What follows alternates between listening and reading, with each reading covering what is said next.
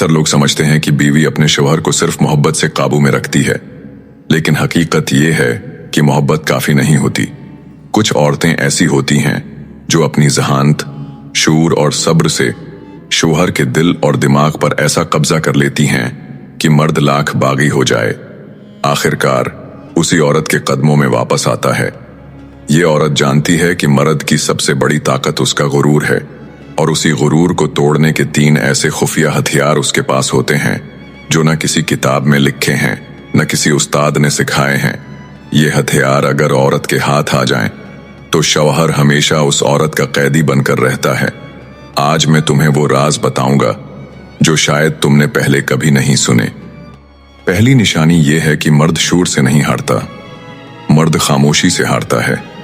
एक औरत जब बिलावजा झगड़ा करने के बजाय खामोश हो जाती है, उसकी खामोशी शौहर के दिल पर चाबक की तरह लगती है।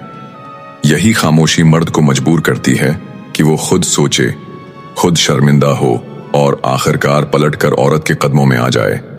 याद रखो, वो औरत जो अपने गुस्से को कंट्रोल करके खामोश रहती है, वो शौहर पर मुकम्मल काबू पा लेती है। दूसरी निशानी ये है कि मर्द खुद को अक्लमंद समझता है, मगर अंदर से वो हमेशा एक ऐसी औरत चाहता है जो उसे सही वक्त पर सही मशवरा दे। वो औरत जो शौहर को नीचा दिखाने के बजाय उसके कंधे से कंधा मिलाकर खड़ी हो, उसका एतमाद बढ़ाए, उसकी गलतियों पर पर्दा डाले। ऐसी औरत शौहर के लिए लाजिम व मलजूम बन जाती है। और याद रखो, जो औरत शौहर के फैसले को अपनी अक्ल से बेहतर कर दे, शौहर सारी जिंदगी उस औरत का गुलाम रहता है।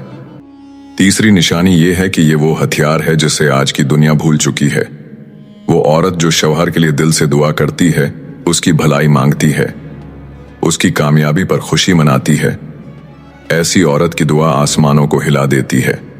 सब्र और दुआ, ये 2 ऐसे खुफिया हथियार हैं जो मर्द के गुरूर को तोड़कर, उसके दिल को पिघलाकर उसे हमेशा अपनी बीवी के करीब रखते हैं।